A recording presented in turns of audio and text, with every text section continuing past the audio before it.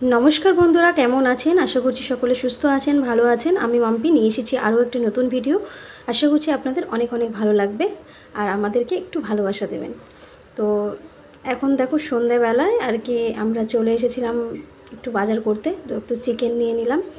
আর ওদিকে হচ্ছে গিয়ে তোমার ছেলের জন্য কিছু জিনিস নেওয়ার জন্য এসেছি। আমার শরীরটা কিন্তু কাল রাত থেকেই প্রচণ্ড খারাপ, মানে মাথা যন্ত্রণায় তুলতে পারছি না। তারপরেও ওই যে বললাম মনের জোরে আসতে হয়, কারণ বাজার ঘাট না করলে কি করে হবে। আর আমার বর্মশাই আমি ছাড়া বাজারে যায় না খুব একটা, খুব দরকার না পড়লে। তো ওইদিকে দেখো ছেলের জন্য নিয়ে এসেছি কেক, কলা, তারপর হচ্ছে কি আদা রসুনের পেস্টটা, এটা ঘরের জন্য এনেছি। মাঝে মধ্যে না সবসময় শিলে বাটা সম্ভব হয় না, তাড়াহুড়োর সময় তখন আর কি লাগে এটা। তো আর এদিকে হচ্ছে লাড্ডু আর বিস্কিট, এগুলো হচ্ছে কি আমার ছেলের টিফিনে যেদিন হয়তো তাড়াহুড়ো থাকে সেদিন হয়তো সবজি বানাতে পারলাম না, রুটির সঙ্গে একটা লাড্ডু দিয়ে দিলাম বা একটা কেক কলা দিয়ে দিলাম, সেই জন্য আর কি এনে রাখা। তো ছেলে একটা কলা দেখে ও বলছে আমি খাবো। আমি বলছি বাবা ঠিক আছে খাবার। ওকে দেখো ওর দিদা কি সুন্দর সাজিয়ে দিয়েছে, কাজল দিয়ে একদম সুন্দর করে সাজিয়ে দিয়েছে, সেই ছোটোবেলায় যেরকম সাজিয়ে দিত। মানে দিদা তার নাতিকে মনের মতো করে সাজিয়ে দিয়েছে।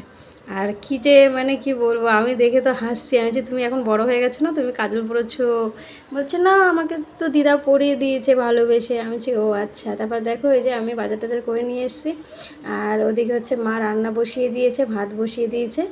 আর এদিকে বাবাকে দেখো কি সুন্দর করে, আমার বাবাকে আর ছেলে টাই পরিয়ে দিচ্ছে। আমার আমার বাবা বলছে এই টাইটা আমি পরবো না, এই টাইটা তো তোমার, তুমি পড়াশোনা জানো, তোমাকে স্কুল যেতে হয় তাই না। ও কে কার কথা শুনে ও দাদুকে টাই পরাবে, দাদুর সাথে খেলছে। মানে ও এই বাড়িটা আসলে না খুব হাসি খুশি থাকে, যেটা আমার সব থেকে ভালো লাগে। আমার বাচ্চা যেখানে, আমার বাচ্চাকে যারা ভালোবাসবে তাদেরকেও আমি ভালোবাসবো। আমার স্বামীর সন্তানকে যারা ভালোবাসবে, যারা আগলে রাখবে, তাদেরকেও আমি সেইভাবেই ভালোবাসা দিয়ে আগলে রাখবো। তো এদিকে দেখো ওর তো স্কুলের হোমওয়ার্ক আছে, সেগুলো আর কি ও পড়তে গেছিলো, পড়তে থেকে এসে তারপর একটুখানি খেলাধুলা করে ওই যে বাবা নিয়ে বসলো লেখাতে। আর ও নিজেই কিন্তু দুইয়ের ঘরের নামতাগুলো লিখছে। ওটার কালকে ওর টেস্ট আছে, ও নিজে নিজে সবটাই পারে। ওকে বেশি একটা মানে ওর পড়াশোনার পেছনে আমাদের খুব একটা খাটতে হয় না, জাস্ট ওকে একটু বসাতে হয় আর একটু বুঝিয়ে দিতে হয়। তো এই দেখো ও নিজে নিজেই সমস্তটা কমপ্লিট করে নিয়েছে আমার সোনা বাবাটা। এমনি ভালো, সব দিকেই ঠিক আছে, একটু দুষ্টুমি করে এই যা। তা বাচ্চা মানুষ তো দুষ্টুমি করবেই তাই না, বড় হয়ে গেলে তো এই দুষ্টুমিগুলোকেই আমরা মিস করব। তখন মনে হবে একটু যদি দুষ্টুমি করতো ভালো লাগতো তাই না। তো দেখতে দেখতে বাবাটাও বড় হয়ে যাচ্ছে। আর এদিকে দেখো মা মাংস বসিয়ে দিয়েছে। মাকে বললাম আর্ধেকটা বসাও আর আর্ধেকটা রেখে দাও, কালকে ফ্রাইড রাইস বা বিরিয়ানি কিছু একটা বানাবো ওখানে আমার ঘরে আর কি। তা মা সেই রকমভাবে ওদিকে দেখো ওই যে গরম জলও বসিয়ে দিয়েছে। আর এদিকে মা ধনে পাতাটা কুচিয়ে নিচ্ছে। মারও কিন্তু শরীরটা ভালো না, তারপরেও আমার এই বিপদের দিনে মানে আমার মুখের দিকে তাকিয়েই কিন্তু শুধুমাত্র আমার মা রান্নাটা করেছে। নাহলে মাদের সবজি টবজি ছিল, রান্না করাই ছিল। তারপরেও মা তো সন্তানের কষ্টে কিন্তু মা ছাড়া কেউ আগিয়ে আসে না তাই না। তো মা ছিল বলেই, সত্যি বলতে মা বাবা আছে বলেই পাশে আমি অনেকটা সেফ থাকি। মানে আমি আমার বাচ্চাকে নিয়ে যদি আমি কখনো অসুস্থ হয়ে পড়ি তখন কিন্তু আমার এই বাবা মা এরাই কিন্তু আমাদের সামলায়। আর আমার বরমশাই তো কাজ করে, ও তো আর সব সময় পারে না তাই না। তারপর দেখো এই যে রান্না করে নিয়েছে মা। আর সকালে একটু ডিমের তরকারিও ছিল, মা কিন্তু সকালেও খাবার পাঠিয়েছিল, ডিমের তরকারি, তারপর কুমড়ো শাক বাটা। তো এগুলোকে তো মা আমাদের জন্য পাঠিয়েছিল, শুধু ঘরে ভাতটাই ওর সমর বাবা বানিয়েছিল। আর এদিকে দেখো ও আমার বরমশাই ওদিকে হচ্ছে গিয়ে টিভি দেখছে, আর আমার ছেলে দেখো খেতে বসেও দুষ্টুমি। আর খাওয়ার সময় একটুখানি ফোন দেই ওকে, আর আদার্স টাইমে খুব একটা ফোন দেওয়া হয় না। তো খাওয়ার সময় একটু ফোন চায়, তো ফোনটা দিয়ে দিয়েছে ওর বাবা।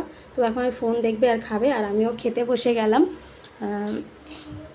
রান্নাটা কিন্তু খুব ভালো হয়েছিল, আর মা যাই রান্না করে তাই ভালো লাগে। আর এই যে বিপদের সময় মা যে একটুখানি মুখের সামনে ভাত তুলে দিয়েছে, এটাই কিন্তু অনেক তাই না। এটাই বা কে দেয় বলো, আজকালকার স্বার্থের দুনিয়ায় কেউ কাউকে চেনে না, সেখানে বাবা মা যে পাশে আছে এটাই কিন্তু অনেক।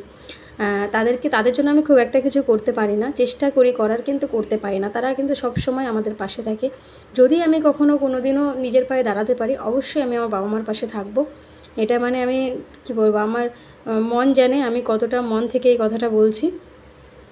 কারণ এই মানুষগুলো আমার শূন্য থেকে আমাদের শূন্য থেকে এই মানুষগুলো আমাদের পাশে রয়েছে, কোনো কিছুর আশায় নয়।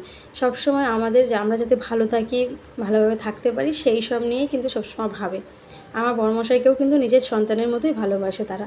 আর আমার ছেলের কথা আর কী বলবো, খুবই ভালোবাসে। রান্নাটা খুব ভালো হয়েছিল। আর মা দেখো, মাকে এত বলছে মা খেয়ে না খেয়ে না, কিন্তু খাবে না মা। মা সেই লাস্টেই খাবে। মার জন্য ভাতও বেড়েছিলাম না তো, মার জন্য বাবার জন্য। মা আবার সেই ভাতটা তার জামাইকে দিয়ে দিয়েছে। মানে আমার পরে যখন খাওয়া হয়ে গেছে তখন আবার ভাত লাগতো, সেটা দিয়ে দিয়েছে, বলছে তোরা খা, আমি লাস্টে খাবো। আমার মাকে কোনো দিন দেখিনি যে মা নিজে আগে খেতে বসে গেছে। সব সময় বাড়িতে তো অতীত বতীত লেগেই থাকতো। এখন নয়, এখন খুব একটা অতীত বতীত আসে না, যেহেতু আজকাল আমাদের সময়টা খারাপ যাচ্ছে তো সেই জন্য এখন কিন্তু অনেক মানুষই আমাদের থেকে মুখ ফিরিয়ে নিয়েছে।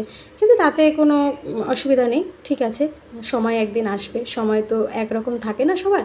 যখন আমাদের ভালো সময় ছিল তখন কিন্তু অনেক আত্মীয় স্বজন সব সময় কিন্তু আসা যাওয়া চলতো। তখন কিন্তু মাকে দেখেছি কড়াই কাচিয়েও ভাত খেতে।